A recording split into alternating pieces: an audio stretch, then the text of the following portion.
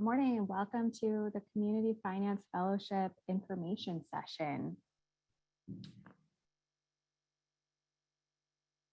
We're going to go over just a little bit of housekeeping before we get into the rest of our conversation, but we're really glad that you all could join us today. So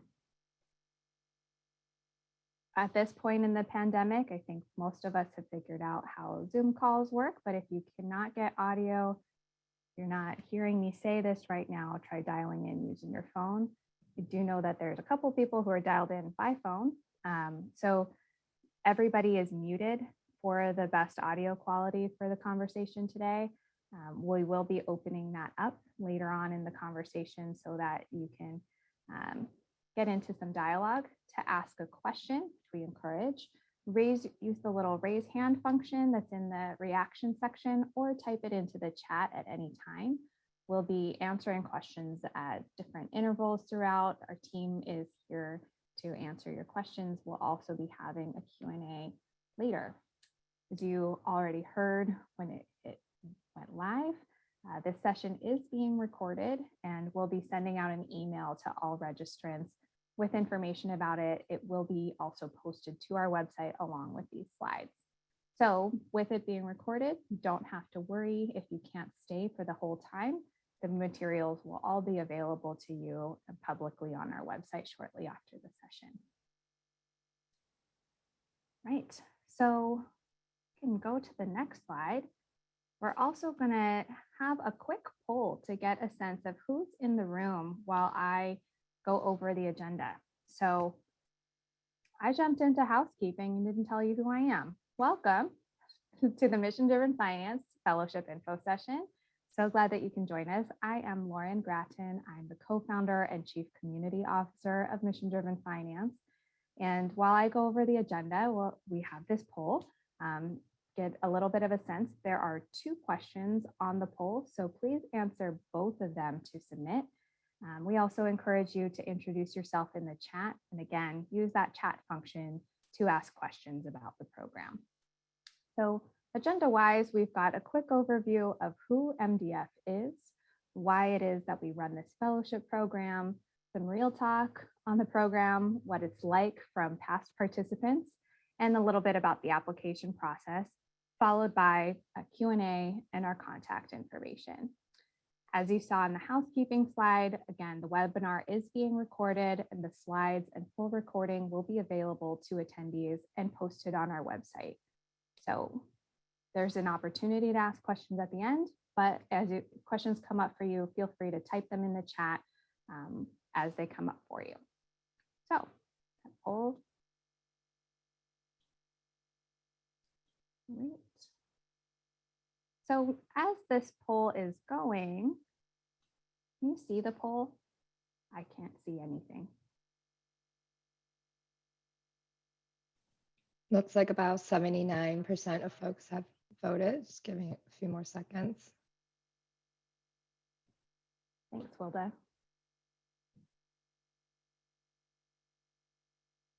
So as that's going, we can go to the next slide and I'll give you a little bit of an introduction of who we are.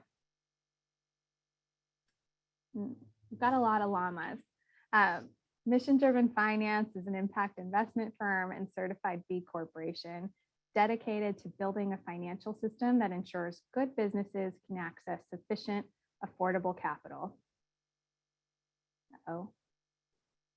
One sec.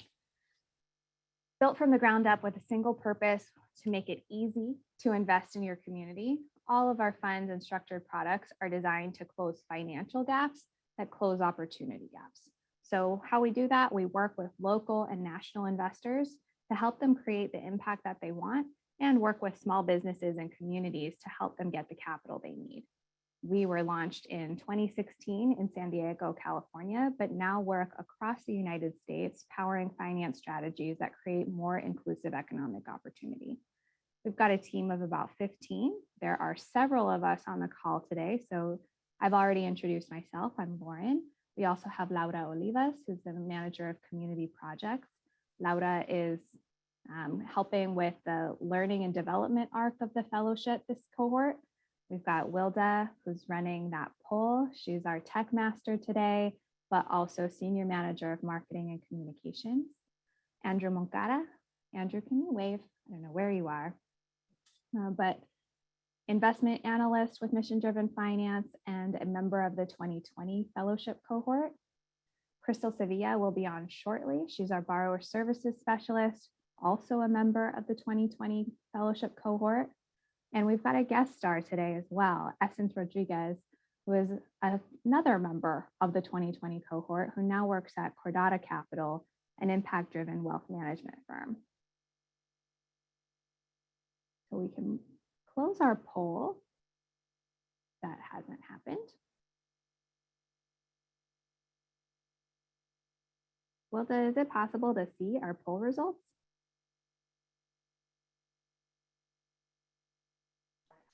Is that up? I don't see it. Oh, I think I have to stop sharing my slides. So give me one moment. Oh, other people see it. So it might just be me and logged in a different permission. That's all right. We'll keep moving.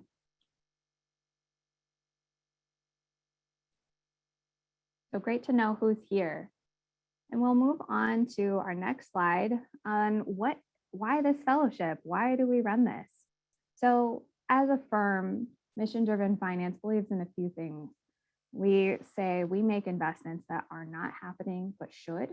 And specifically, we use finance as a tool for change to create inclusive economic opportunity for overlooked and underestimated communities. As our colleague Amaka Agbo says, there's no power without economic power. And so even though our team is intentionally diverse, we see the lack of diversity in finance perpetuating unequal access to capital and opportunity at our own firm and across the industry. So we know there's pattern matching, there's implicit bias at play. So folks who aren't represented in finance are often perceived as being too risky to invest in because their history and cultural contexts are different. And we said, look, let's change that. Let's do that by changing the face of finance in order to then change access to finance. We know that changing the face of finance isn't easy. It's really hard to break the cycle of can't get a job without experience, can't get experience without a job. So we built a program with intentionally accessible on-ramps to this somewhat inaccessible sector. So the fellowship program is an intensive, immersive program with tangible experience. It is not a coffee fetching internship. You'll hear from Andrew, Essence, and Crystal shortly, but in our inaugural cohort, which started along with the pandemic, fellows helped move more than $7 million into community. 78% of that capital went to nonprofits, 80% to women-owned or led teams, and 64% to organization owned or led by people of color. Pretty different from our standard financial distribution. Lastly, we do have also wanting to change the understanding of finance. So in addition to fellows continuing on in strong finance careers and more equitable access to capital, we also want to transform the field of finance to work better for the full diversity of our population. So this is not checkbox diversity. This is hard, introspective work. My friend Lucas Turner Owen says, we are not here to integrate into a burning house. We at Mission-Driven Finance want to be learning with and from fellows so that we can do better and we can inspire our peer institutions to do better too. So enough on me talking in these lofty goals of what we've got for the program and into what's it really like. We're going to hear from Andrew and a little bit from Essence as well. Yeah, thank you for that, Lauren. So let me tell you a little bit about fellowship expectations. How does it really work? You know, it's a one-year program that fellows get paid to work hands-on and gain experience in working in finance directly to create economic power and for overlooked and underserved communities. We want to break that vicious cycle of you can't get a job until you have experience, and you can't get experience until you have a job, which is a double-edged sword that many don't understand is a problem, especially for our industry. Here you can learn and grow in a supportive work environment and more move on to the next chapter with great skills to continue changing the face of finance and how capital moves into the communities. I could tell you firsthand my experience coming from a background in impact consulting that really worked with small minority owned firms and large organizations, that bridging the gap really required a good amount of capital, and capital that had really good intentions to make a great impact in the community. I myself am from Miami, Florida. I moved to San Diego in the beginning of the pandemic, what seemed like to be the end of the world. And I got adapted to San Diego's community, really learned the resiliency that a lot of business owners and nonprofit owners went through during the beginning of the pandemic and are still going through it now. But it really showed me, what the power of community is, no matter what community it is, if it's very aligned with values and goals. And a little bit else about myself, I studied finance in school, but through the fellowship, I learned that there's various ways of finance and there's alternative ways of financing that really get to the point of, rather than a single bottom line analysis, more of a double bottom line analysis, really understanding what is this organization doing for our community? What is it doing to better those around it itself? And really getting to the goal of how can we use finance as a tool for good? And I think Essence could share a little bit about her experience as well. So I'm a recent graduate from the University of California, San Diego. I graduated last spring with a BA in political science. And one of the reasons I chose political science, apart from my love of community and politics, was that there was no math, just the statistics. So what drew me to mission-driven finance was really the impact element, but I was really unsure about stepping into finance considering I am mathematically challenged. However, I gratefully learned that, impact investing is exactly that. There's a huge focus on what small businesses and nonprofits are doing for their community. And it's just been a great experience having that roll over into my current position as an investment coordinator at Cordata Capital. The main focus is just, redistribution of wealth and commitment to racial, economic, and social justice. So my experience at MissionDriven Finance, underwriting small businesses and nonprofits, has really helped move me, has really helped me get my foot in the door in the impact investment space. Terrific. Thank you both. And as you guys have questions for Andrew and Essence, definitely think about them, and we'll get to that in our Q&A section. So we'll move on to the fellowship timeline. Obviously, our applications opened. They've been open for a couple weeks. We're currently in June 25th, 2021 with our info sessions. Again, today's video and slides will be available afterward. Applications will be due July 9th at 11:59 Pacific. So you've got another 2 weeks to get in your materials, and we intentionally designed it to be pretty easy to fill out. There's no hidden questions, no wondering what's on the next page if I come back and revisit this later. So you can see everything all at once and take your time to think about what you want to answer. So as those applications come in, then over the next couple of weeks, we will be screening those, looking through, making sure that candidates understand what we're looking for. We'll then have, it's always terrible to have no idea where you stand in the process. So we're going to do our best to keep everybody informed throughout where their status is.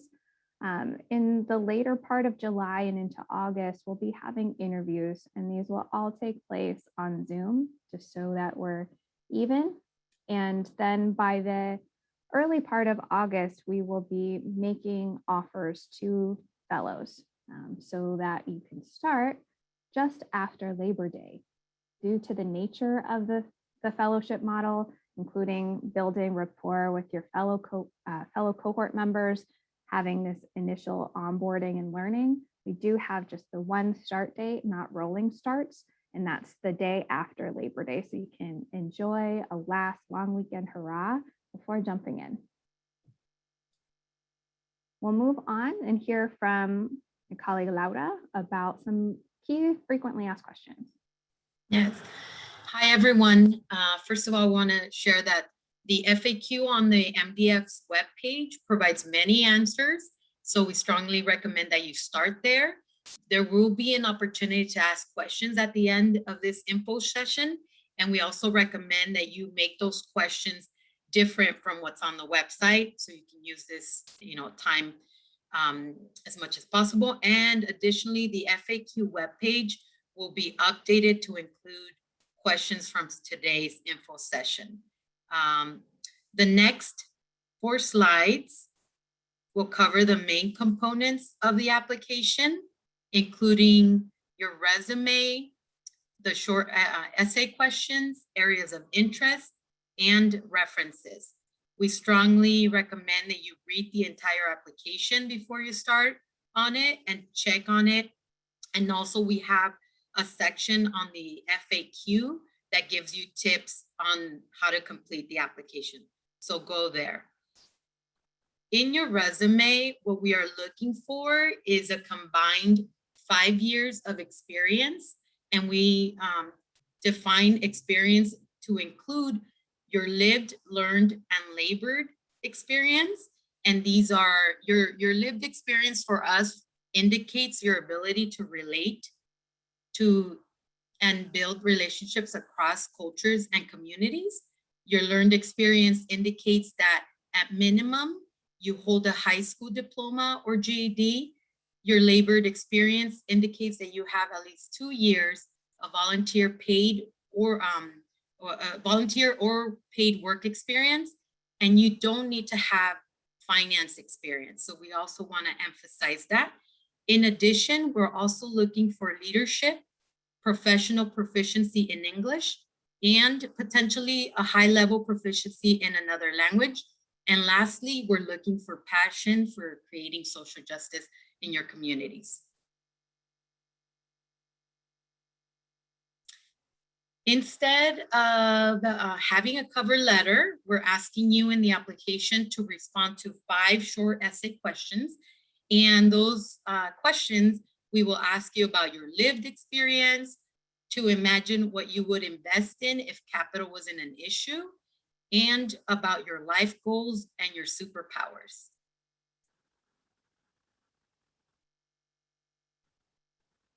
And now I will pass it on to my colleagues to talk about the areas of interest.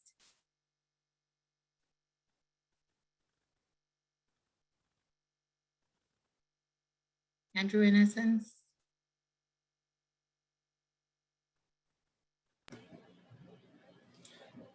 Yeah, so a little bit about areas of interest, aside from just working and gaining some experience, there's also an opportunity for you to tell us, hey, I'm particularly interested in this area, whether it be, for example, real estate, whether it be community education, whether it be environmental justice, health, and social determinants of health.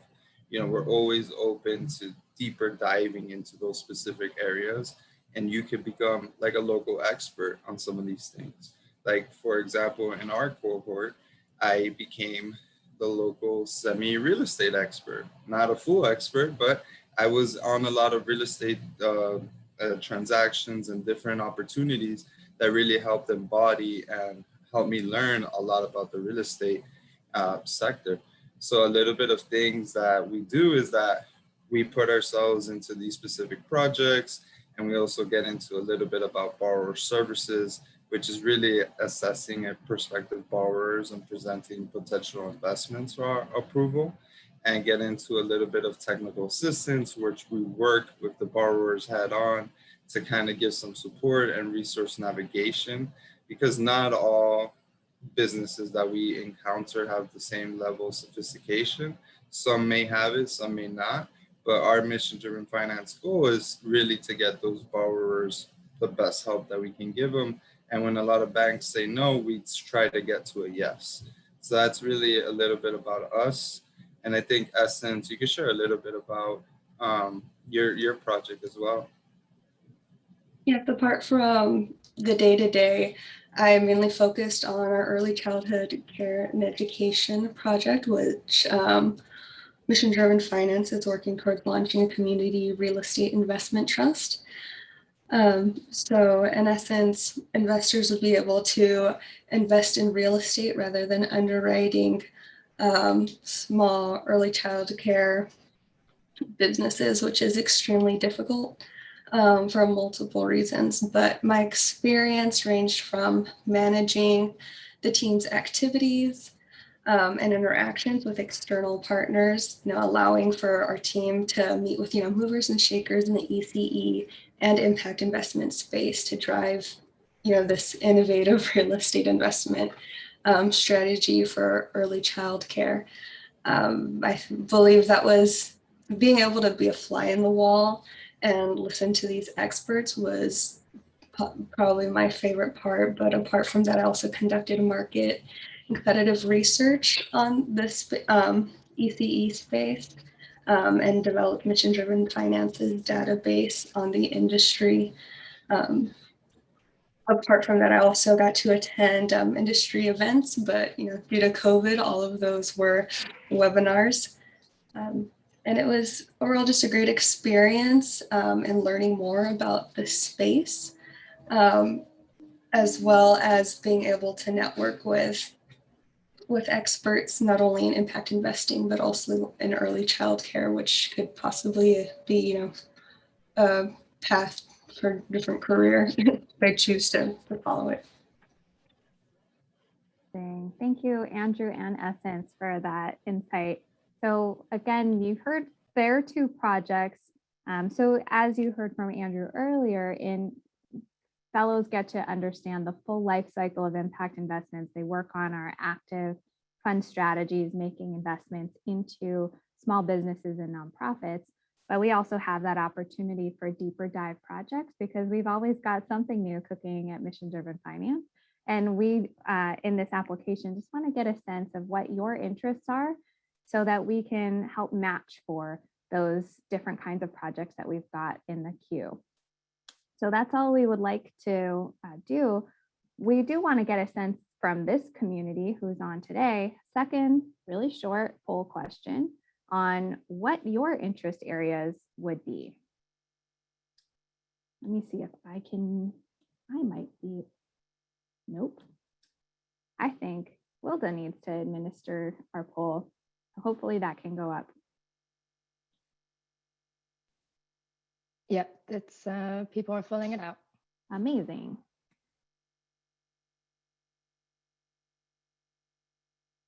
So while that poll is up, we'll have Laura clear out the application requirements. Last question, or last section. Yep, so the last piece of the application are your 3 references. We will ask in the application for your recommender's full name, contact info. This could be a phone number or email, whichever works best for them, and their relationship to you. More importantly, we will give you an email heads up if we plan to contact your references, and you do not need to provide cover letters or letters of reference. You just need to enter their contact information in the application. And now we can open it up for some questions and comments.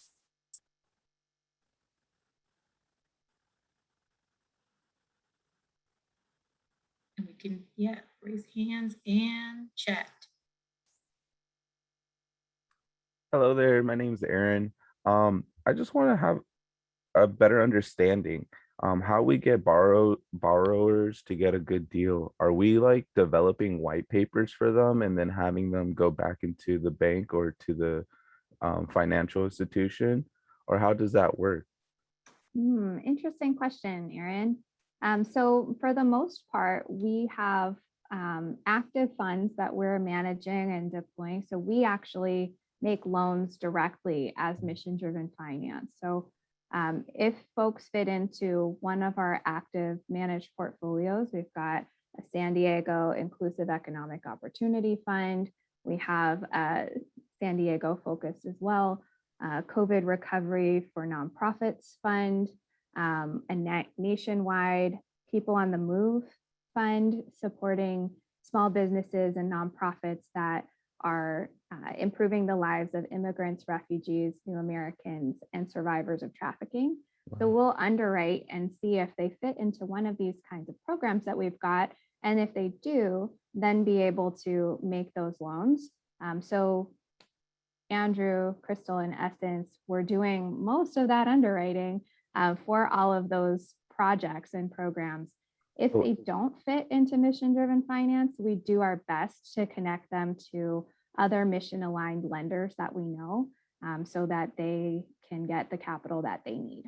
If I may, Lauren, you bring up underwriting a lot. What does that necessarily mean? Like, I'm sorry. Great question too. Underwriting, I did not know this word much before starting a financial firm, but it means the analysis of an opportunity. So we at Mission Driven Finance, and Andrew can speak more to this, we look at impact management and finance.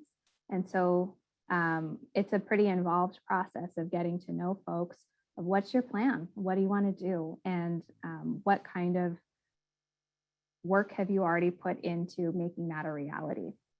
Okay. Well, thank you very much for your question. I mean, for your answer, sorry. Thanks for asking the question, Aaron. No. Andrew, was there anything you wanted to add to underwriting? Yeah. One thing that I'll say is that, underwriting sounds a little bit intimidating. It's a financial jargon. It's something that, people say underwriting, you're like, what is that? What are you writing under? But one thing that I got to say is that we make it pretty simple. It's really getting into those three core elements of management, impact, and financial. And by that, we mean, how good is the management team? Have they ever done this before? Are they good people? Are they, coachable? Are they very willing to do whatever it takes to get there? The impact side is very straightforward. Do they mean good for the community? Do they want to go out there and hire more workers? How do they treat their workers? How do they treat their clients? And lastly, financial is really that element that's more traditional, but at the same time, we do it different in alternative ways that, if a borrower wasn't accepted to a bank, and you brought up a great point about white papers, we just try to get to a yes. And if it works out, it works out, given our three core elements. But if not, we refer out to any of our partners. Thanks, Andrew. Oh, and hey, Crystal, who's joined as, her name says my name, but that's Crystal, if you can see Crystal too. And I know Chris had a question, so I'm going to ask Chris to unmute and see if that works. Hi there.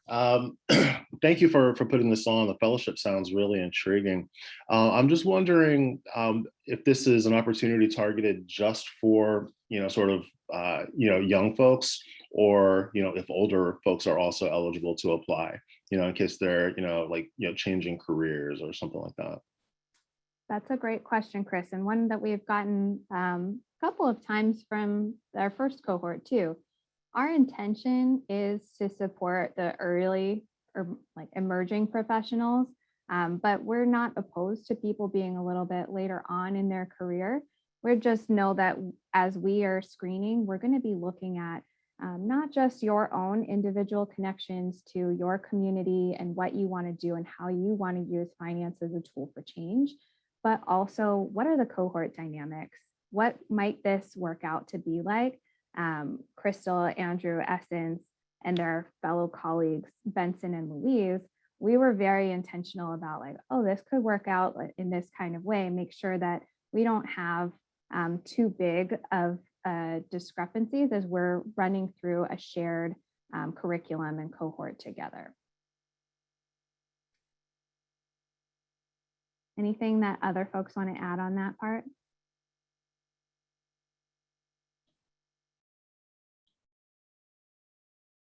And Crystal should be able to unmute herself now if you wanted to say anything, Crystal. Maybe. I will say, like Lauren said, throughout the fellowship, we had a lot of space to bond as fellows, sort of our one-on-one times that we had without any other higher staff sort of in a meeting was very meaningful to us. And it really allowed us to connect and experience or share sort of our experiences and learn that we were all sort of going through the exact same thing. So as Lauren said, definitely want there to be some sort of connectivity and that everyone's sort of going through the same thing, going through the same shared learned experiences. So before I get to Hannah, I've got a couple questions in the chat. Reggie, hey Reggie, good to see you. What's the loose pay band for this opportunity? We have set this at California-based living wages, although we are letting folks work anywhere in the country. That's one of the things that we learned from 2020 is that we thought, and Andrew came across the country from Miami to join us in San Diego. I saw Andrew probably 5 times.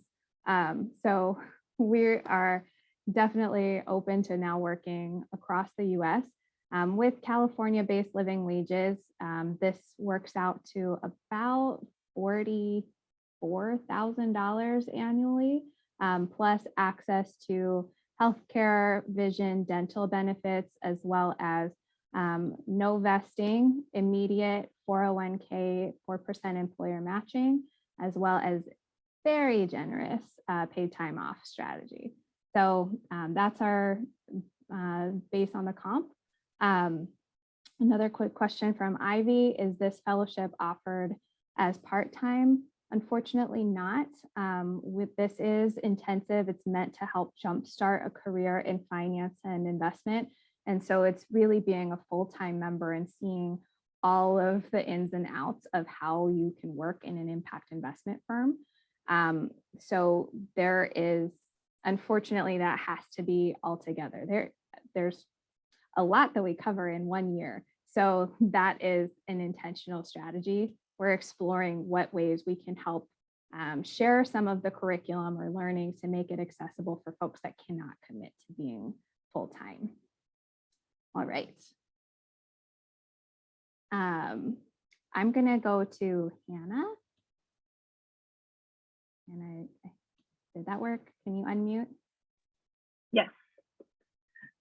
So it was great to hear about a couple of the experiences that some of the fellows have had. And I was wondering if we could hear more about some of the outcomes, both like in the work that you've done, but also maybe like professional outcomes for you personally. All right, former fellows, have at it. Yes, I guess I can start. So during my time at MissionDriven Finance, I successfully underwrote 7 transactions, which may not sound like a lot because underwriting is a very intensive process, as Andrew had mentioned. But those transactions resulted in $3.3 million of capital into the community to expand like affordable housing, healthcare, workforce development, education, and services in multi-ethnic and vulnerable communities. I think one of the largest outcomes just for my own professional development was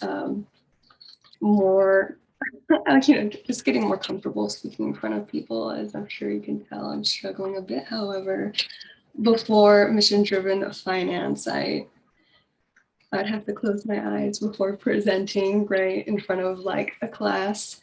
And then, you just get plenty of opportunities throughout the fellowship to present to various investment committees, not just your internal investment committee.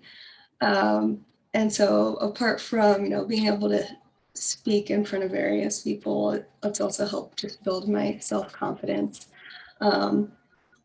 Not only in just my public speaking abilities, but also in my own analysis. while presenting, credit memos to investment committees. And then just to, I guess, expound a little bit on that, credit memos are essentially a summary, like synthesizing the information that you learned in the process of underwriting small businesses and nonprofits. Thanks, Essence. Crystal or Andrew, anything you want to add to that? Yeah, so I will say as a whole, in terms of what the fellows accomplished, and I don't know if we went through this, I missed the first half part, but the fellows deployed a total of $7 million into community over the first year. 5 million of that was to nonprofits that had some sort of COVID-19 related capital gap.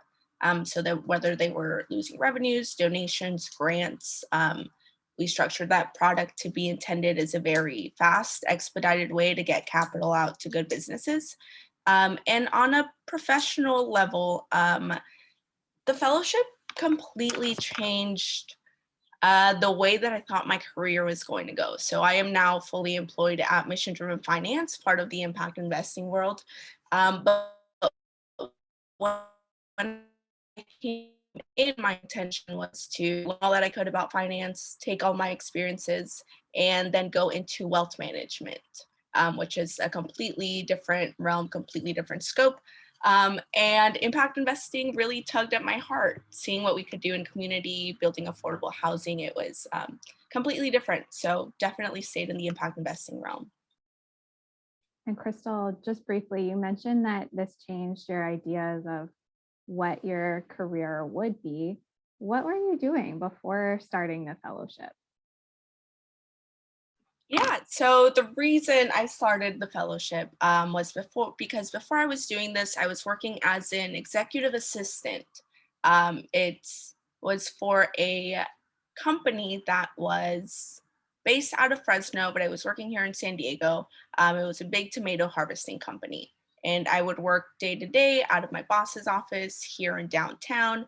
And the reason I joined the fellowship was because I saw huge financial disparities between where I was working and where I was living. I live in Barrio Logan. My boss lived in downtown San Diego. It's about a 2-minute drive.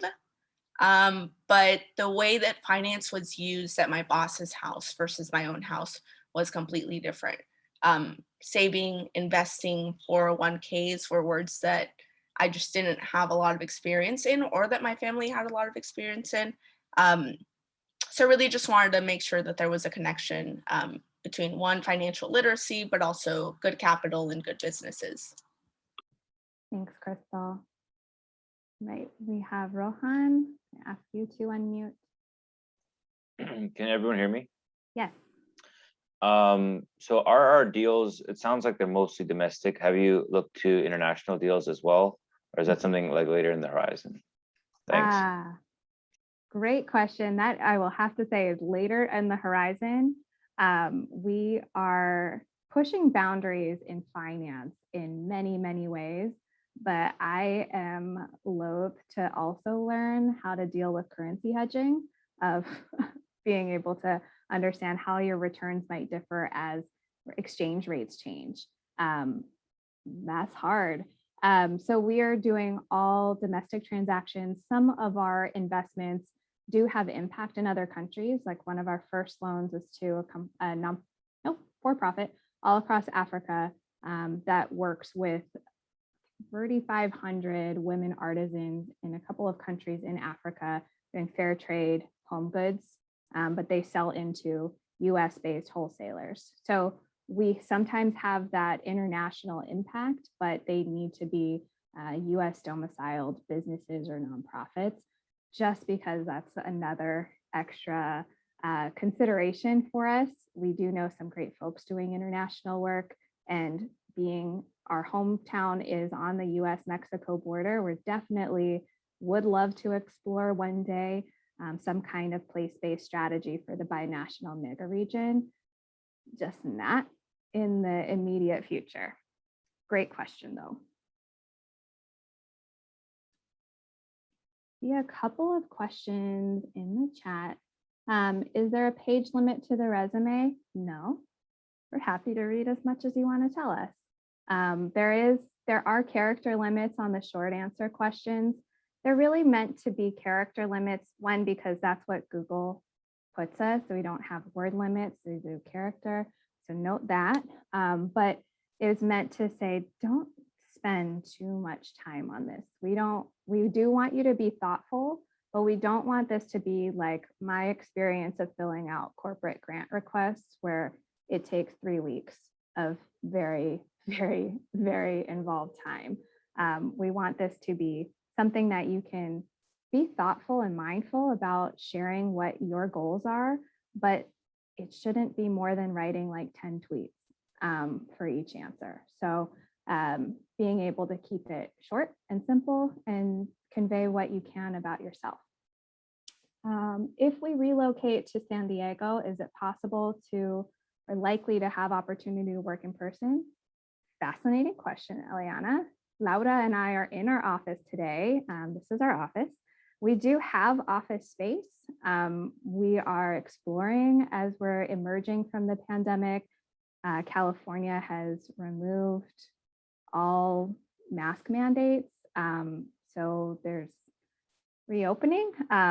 We are currently still working opportunity to be in office some, and most people don't really do that. I come into the office 1 to 2 days a week, but happy to have more in-person time for those who are in San Diego. Those who are not, we will be bringing the whole team together, paying to fly out our team a couple of times a year. So you will get to have in-person time regardless of where you are. One more question that I thought I saw in the chat. Is there an opportunity for a flexible work schedule? Yes and no. We definitely need to have calendaring groups of people is the bane of my existence. It is the actual worst.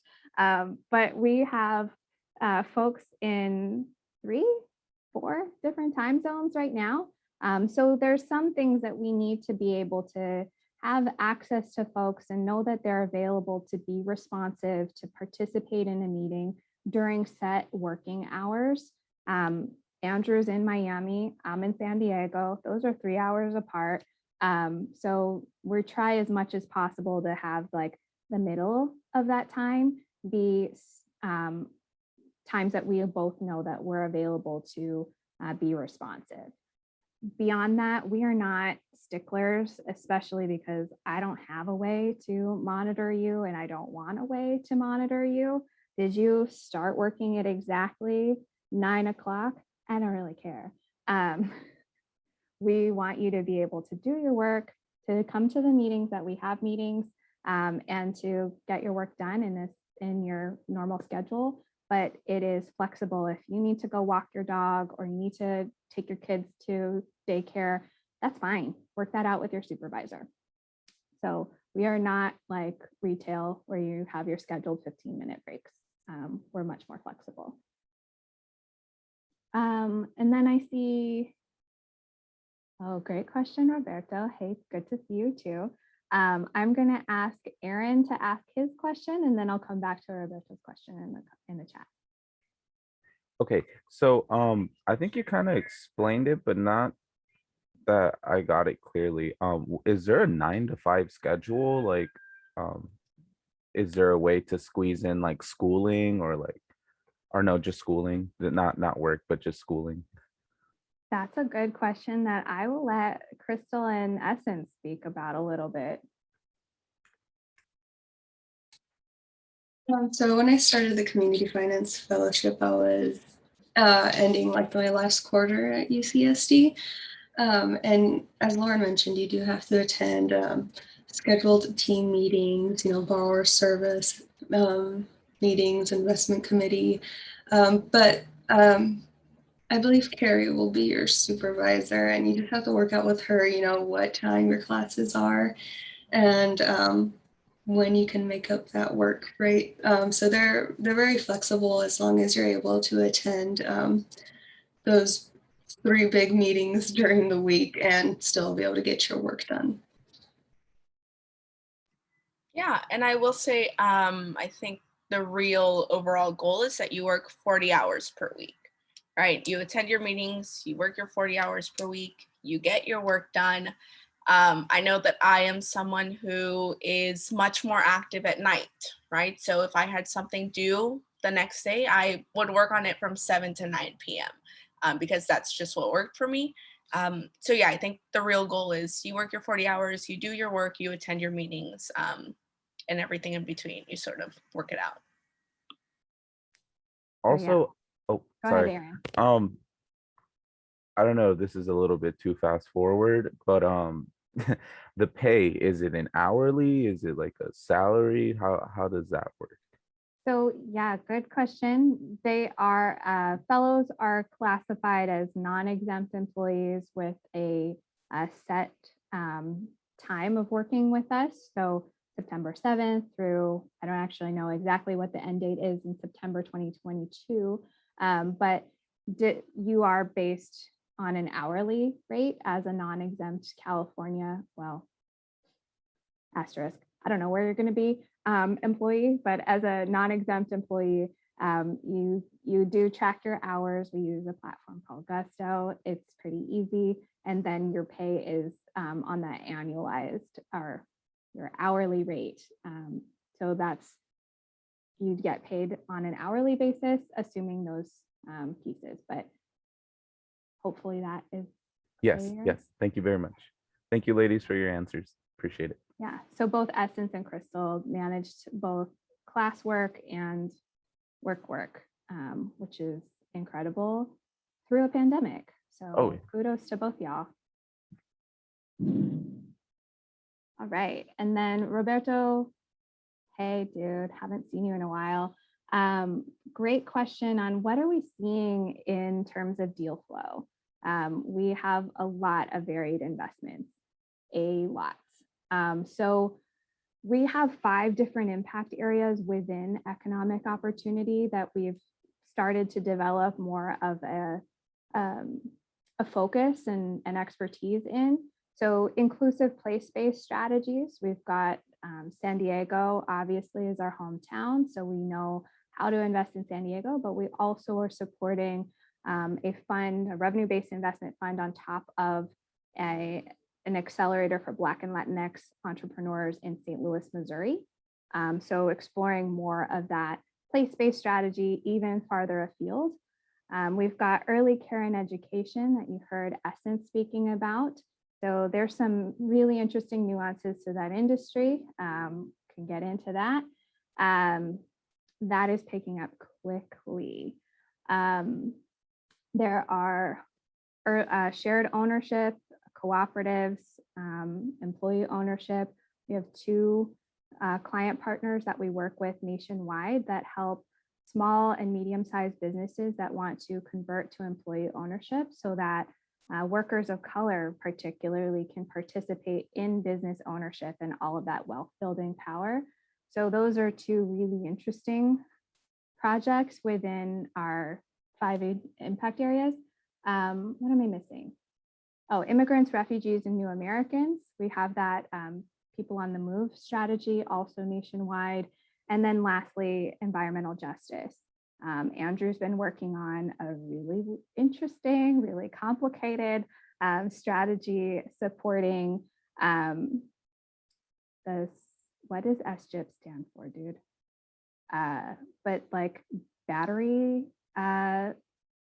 stuff. Yeah, the Southern California Generative Incentive Program. Yeah, it's There pretty we go. long, but really what it aims to achieve is, bringing renewable energy throughout all of California and giving incentives to owners and also developers that go out there and put renewable sources such as solar arrays and batteries. Yeah. So yeah, a financing strategy for energy storage, financing for an industrial wastewater management company that's women-owned, San Diego-based business that reduces pollution, which is really cool. But looking at some of those intersections, and I personally am mixed heritage, Irish, Chinese, and Native Hawaiian. I have been looking for and trying to get more Indigenous funding going. So helping support a lot of our tribal communities throughout the country, being able to look at how we can close access to capital for that too. So within place-based, there's as well a lot in real estate. We've got a couple of things that Crystal's been working on, but real estate and place building is such a critical piece of inclusive place-based investing. So we see a lot, but great questions. Oh, be unmuted. Hold on, let me figure that out. Does that work? Yeah, thank you. So just one more question in regards to the deal flow. Thank you for answering that. So in terms of investing, right? So when you're investing, you need to get a return. So is that how you guys keep your funds rolling? What's our business model? So yeah, we raise capital from or facilitate capital from investors into all of these different strategies. This is the kind of stuff that we'll teach during the fellowship because it is complicated. But we do try to match up what investors are looking for and what the community needs. So sometimes, investors like want to make a 15% return, but lending to reduce racial wealth gap. I'm like, that doesn't work. Borrowers want money at like 6, 7, 8% max. You can't lend at like owe you 15%, but have them only paying part of that. Where's the rest come from? So we do try and balance these things, working with a lot of investors of different types, some that are philanthropically or impact motivated that are willing to accept lower returns or be in more risk absorbing positions we put that all together. Again, complicated stuff I can't explain in 2 minutes, but being able to work with a lot of different kinds of investors in order to make sure that the capital is in the right size, the right type, at the right time for communities that have been overlooked and underestimated. We work for our lending on a fixed fee above our cost of capital. So we just have a little bit of what we're managing goes to pay for our costs of having a team, having these pieces. Hard costs of each transaction generally get closed. We are actually mostly debt and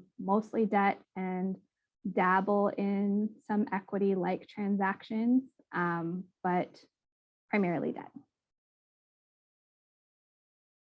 So that got technical fast.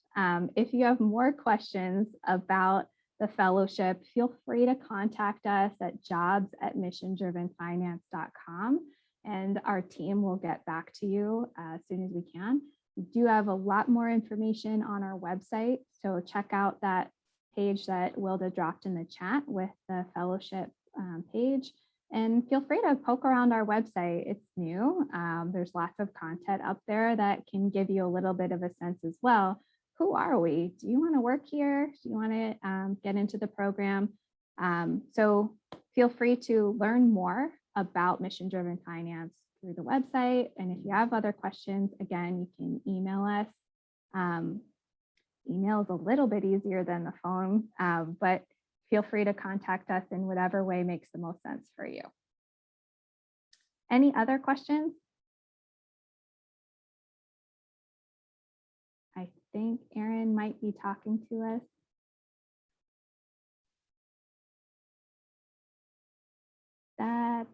I don't hear anything from your sound. Sorry. So are we economic investigators? Are we like putting foot on the ground and like finding these businesses out of the blue, or is there like a backlog of like already applied businesses? More of the former. So helping to find and build connections to more communities that are looking for capital. There are some that just come to us. Not that that's simple. Wilda and I do a lot of work, but there's mostly it's new transactions. Crystal, Andrew, stuff you want to add to that? Yeah, it's definitely getting out there, meeting community leaders, meeting people that are, business owners, nonprofit owners, and, being part of a fellow is really being that, putting your ears to the ground, really going out there, seeing what the community needs. Our first cohort, we really did it during a time of the pandemic. So it was very revolved around, how is this affecting you? How is it affecting the greater community and the economics behind that?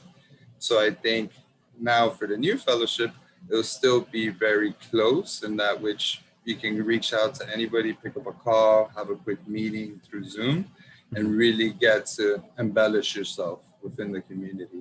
I see. Yeah, because I mean, I've recognized so many vacant business properties in my community, and it just has sparked this interest in my head that it's just like, why can't we put more impacted businesses in these spots? And it's just really sad seeing like a lot of vacant businesses in the areas and shopping centers as well. And it's just like they're normally in prominent areas like Carlsbad or in Rancho Bernardo or Vista. And it's just like, that's what I was wondering what this fellowship is. It's like, could I personally go out, investigate a general area, and then come back with what I got? Absolutely. I'll note as well, I've since found one organization through listening to a webinar in early care and education. We're still underwriting them, but they're not in San Diego. She found them, said, these are cool. And we said, yeah, totally. Let's look into that. Let's have a conversation. So absolutely, like that scouting of opportunities and seeing what else do we know about this community? Why isn't capital flowing more equitably? We absolutely want fellows to dig into that. You have a lot of guidance. All right, Rohan has another question, so ask that. Hey, so thanks for taking my question again. Question on the impact and how are we measuring impact? I think that's something I've been thinking about as well. I know there's like the ESG standard that for like the environmental ones, and I'm not sure if there's a specific standard you guys are truing back to that could also help like potential investors speak the same language and be able to understand a different language than rate of return. Great question, and woof.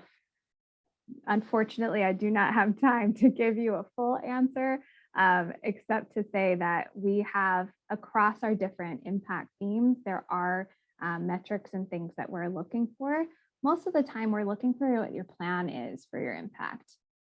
This is like what your plan is for your community. Most of the time, small business owners, entrepreneurs, nonprofit leaders are a little bit different. They don't have the jargon terminology to exactly say what their impact is, but they have a vision for what they want to do. And so we have that conversation and we do some of that translation to what is that, how does that tie into these broader impact frameworks. For our own analysis, we have it structured around the impact management projects framework, which allows you to change out some of the criteria, but it's looking at several different dimensions of impact, including risk-adjusted impact. So like, how likely is it that you'll be able to do this? Is this in your zone of control? Being able to assess the quality of the impact, less specifically around the key metrics, but it's one of the areas that we're working on to take it to the next level. Always more to do in impact management, always more to do. Great question. All right, so we're at the hour. I'm willing to stick around if you have any final questions, but I just wanted to say thank you so much for showing up and for your interest in the Community Finance Fellowship Program. Again, feel free to contact us. We're on like lots of social media at MD Finance SD, and contact us through email jobs@missiondrivenfinance.com. But we hope that you fill out the applications and that we get to know you through the selection process. It's been great having you all here today. Thanks. And thank you to my colleagues for joining us and for adding their wonderful perspectives. Thank you, everyone. Bye. Have a great one.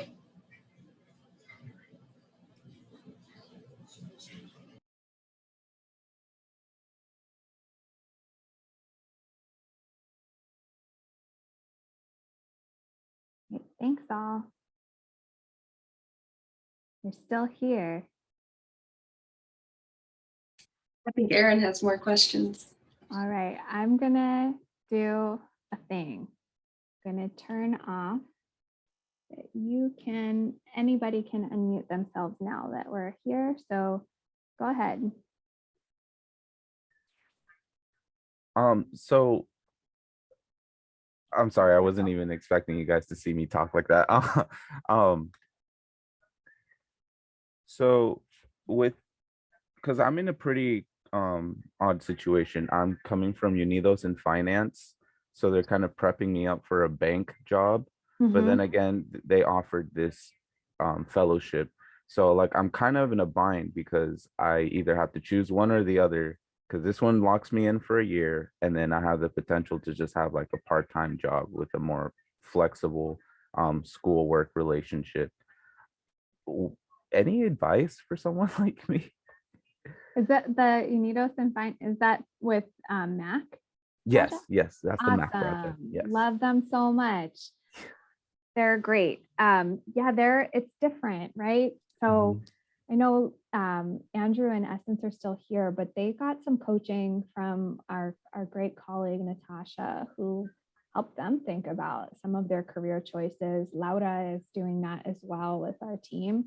What do you want to do?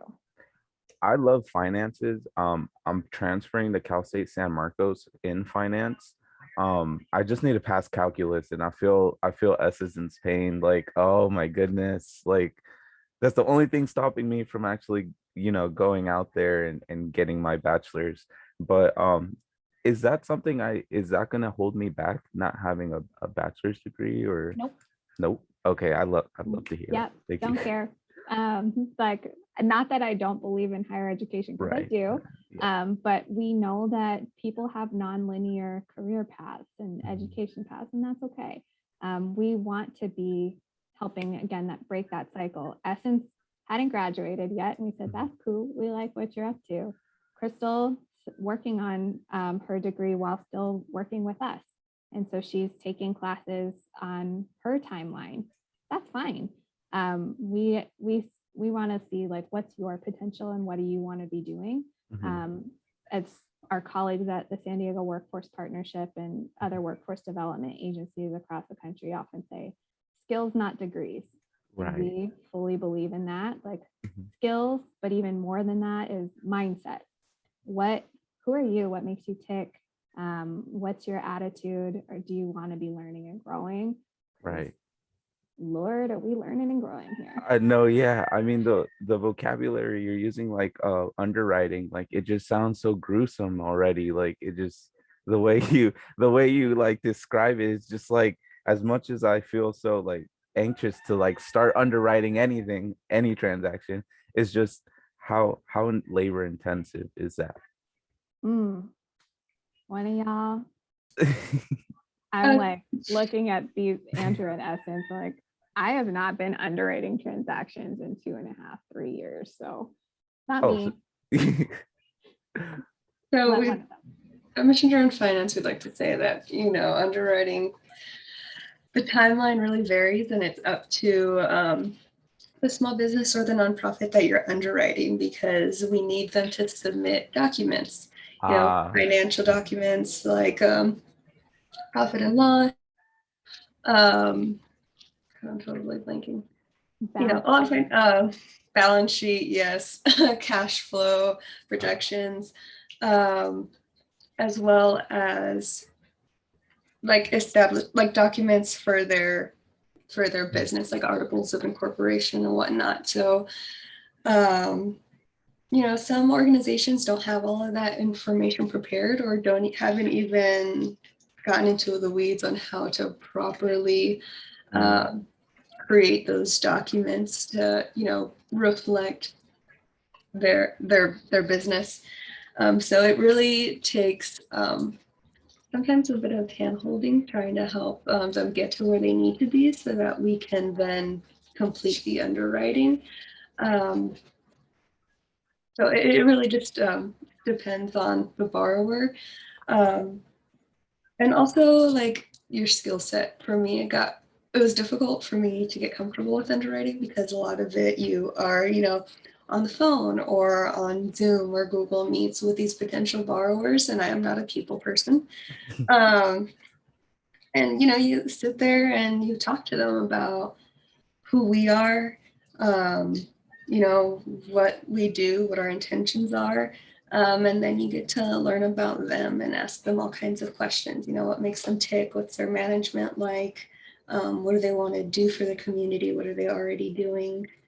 And then also their financial health. Okay, so underwriting involves a lot of uncovering intel, poking and proning, and in some cases, like you said, some businesses aren't even equipped to like handle that type of paperwork. Have you ever had to step in and be like, hey, this is kind of how it goes, and like you kind of just walk them through that? Oh, Andrew. Yeah. So, putting like what we call financial jargon aside, right? Underwriting is plain and simple from point A to B, the whole timeline that, you interact with a borrower. And for me, I like to talk with people. One of the biggest things that I like genuinely is the first conversation I ever have with a borrower is like, pretend that I'm someone that's just randomly walking down the street and tell me about your business, your organization. And, I would tell you firsthand every single time that I ask that question, their eyes open up and they're just talking for like close to 30 minutes. Yeah. Everybody loves to talk about their passion and everything. So that's something that, you look forward to throughout the process. I will say, you need to learn a little bit of the finance things, the elements that are core to it. But other than that, it's just really building that relationship. And when it comes to those that, aren't fully equipped or may come with incomplete, statements or documents or any of that, we really work with them to get there, because our goal is really get these organizations to be quote bankable when they're unbankable to begin with. Okay, I see. So in the sense, like these small businesses traditionally would go to a bank for a business loan, get denied, and now they're kind of just in the water out for them to like figure out how to swim, basically. And we're the safety vest that gets thrown at them so that we can help them stay afloat. Yeah, I mean, I'll say that we're not usually like all the way to safety vest necessarily, but we tend to lend to businesses for our two strategies that we're running most actively, for people that got their business started and then they can't yet get all the way to bank financing, but they might be paying on credit cards. They might be like financing with like borrowing from mom, getting some other folks, and they have gotten enough to get started with their business. Some of them just don't have enough business history to get the bank qualifications, because banks want to see, do you exist? Did you already make it into business for 3 years? Yeah. Like, well, what if I can't afford to get in, like stay in business for 3 years because I needed to have a little bit of cash to like buy equipment or to buy inventory that I'm selling. Being able to have that little bit of cash.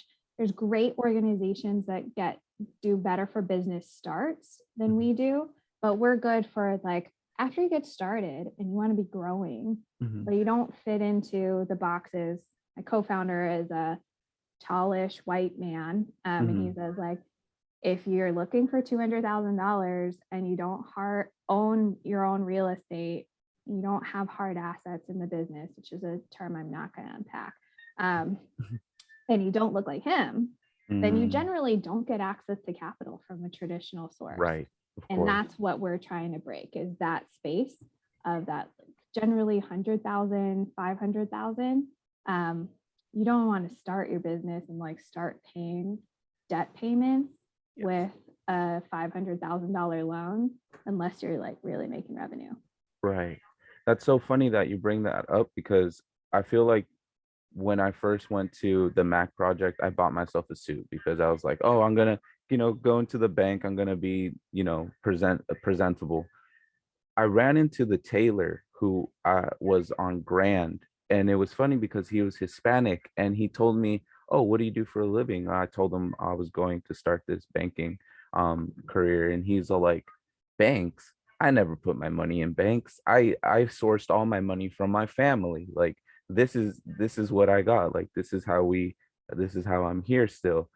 And I mean, this was like a couple weeks ago. So like he kind of I'm assuming he made it through the pandemic, but then again, the pandemic is over, whatever. But it's funny because now I'm going to jump into another business, which is barbershops. I ran into this up and coming businessman who not only wants to open his line of barbershops, but he also wants to teach his community on how to become a better professional barbershop.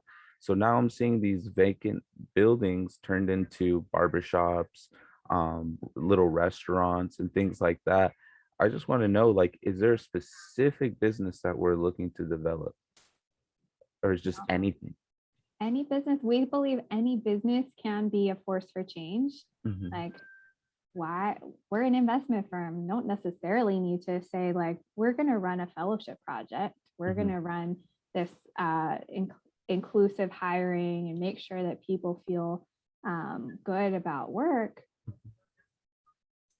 There's no reason why Yeah. a finance firm should do that, except that we believe that this is the right thing to do. Same thing is true. You can be a barbershop. You can be, whatever Grayston Bakery says, we don't hire people to bake brownies.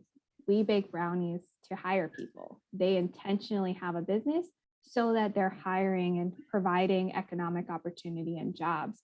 So we are actually pretty agnostic in terms of industry. There's a couple that we can't lend to just because of federal regulations, but it's pretty broad. Andrew, what are some of the business industries that you've underwritten? Yeah, so I've been in the space of one of the businesses was a container packaging. So they really had containers with their own packaging, and they would sell it to a bigger known distributor. Another one was really cool pharmacogenomics in company. What that really means is just looking at your DNA and using that data to really be on the preventative side of diseases. So very good organization that had a very good business model, in the healthcare sector.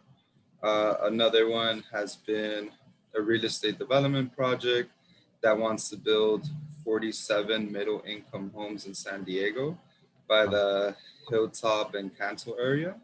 So you might know where that's around, Aaron, but basically in San Diego, there's a huge need for middle income homes. Yes. And so that's why they're out there doing that work. And another one was really a company that kind of blanking, sorry about that. Anza and Borrego Foundation as well. They're more out east, but they're also a huge foundation and organization that during the pandemic saw a decline in the revenues, and it just varies into whatever organization we feel has a need and we can fill that need, we work with them. Wow. So yeah, breadth. So that's our goal, is to teach the breadth so that you can get exposure and choose what kind of career you want from that. Andrew and Crystal applied to new positions at MissionDriven Finance and were able to stay, but we have since moved into wealth management. Benson is a small business underwriter at one of our local CDFI microfinance institutions, and Louise has gone on to graduate school. She's actually enjoying her summer before she starts graduate, but she's going to be going to business school in a couple of months. So we want to get people to a taste. Like when you think of finance and you haven't worked in the industry, you're like, is it just Scrooge McDuck, like swimming through piles Yeah. of gold? Yeah. What is finance? And so being able to see, how do we work with investors? How do we work with community partners to dream up a new fund thesis? How do we work with real estate strategy on an industry that's broken, like Essence with early care and education? How do we underwrite businesses in a community that are all trying to make their community better? Those are all angles that you get exposure to, and then have your deep dive and be able to decide, all right, cool, now I know, like within this very broad industry, I want to move forward with this kind of a role or this kind of a role. Absolutely. Absolutely. It's just so strange because I try to open my own business in the tree trimming business because of my father. I barely made it to the 3rd year. If anything, I had to close my business. So I feel like this resonates with me so well, and that it just gets me hyped. And thank you for your time. I appreciate it all. All this was so useful to me and so insightful. I just appreciate it. Thank you. Thanks so much, Aaron, and have a fantastic weekend. You as well. Yeah, Look all of you. forward to seeing how you move forward. Absolutely. Thank you. Thank you, everyone. Thank you. Thanks all. I'm going to end our meeting now, but thank you so much for those that stayed on. Thank you, everyone. Thank you.